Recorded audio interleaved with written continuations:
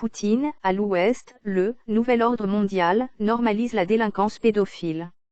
Vladimir Poutine a profité de sa conférence de presse annuelle de Noël pour reprocher aux élites libérales occidentales d'abandonner les valeurs traditionnelles qui ont fait la grandeur de leur pays.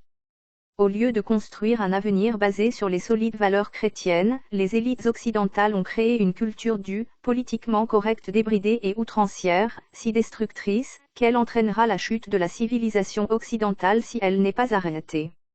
Lors d'une séance de questions-réponses de près de 4 heures, le président russe a disserté sur l'état de son pays et du monde. Il a dit qu'il y a un effort international en faveur d'un nouvel ordre mondial qui supprimera la souveraineté nationale et détruira l'identité et la diversité créées par Dieu. Poutine affirme que pour atteindre cet objectif, les élites occidentales ont commencé par rejeter les racines sur lesquelles leur société s'est édifiée.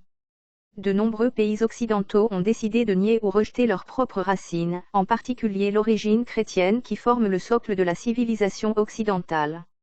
Dans ces pays, tout précepte moral et identité traditionnelle sont niés, l'identité nationale, religieuse, culturelle et même de genre, sont niés ou relativisés.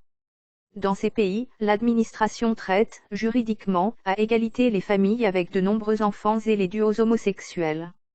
Dans ces pays, la démesure et la licence du politiquement correct conduisent à examiner très sérieusement la légitimité des partis qui encouragent la propagande de la criminalité pédophile.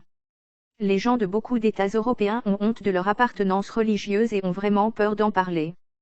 Poutine dit que la situation est devenue si outrancière dans la civilisation occidentale, que l'on enseigne à présent aux gens que la foi en Dieu est égale à la foi en Satan.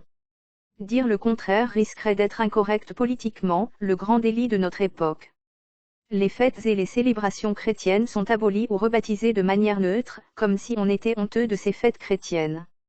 On cache ainsi les valeurs morales plus profondes de ces célébrations. Et ces pays essaient d'imposer ce modèle aux autres pays, mondialement. Je suis profondément convaincu que c'est la voie directe vers l'avilissement et le retour à la barbarie de la civilisation. Cela fait s'aggraver la crise démographique et morale en Occident. Quelle meilleure preuve pourrait-il y avoir de la crise morale de la société humaine, occidentale, que la perte de son devoir de procréation? L'Ouest ne peut survivre par la procréation.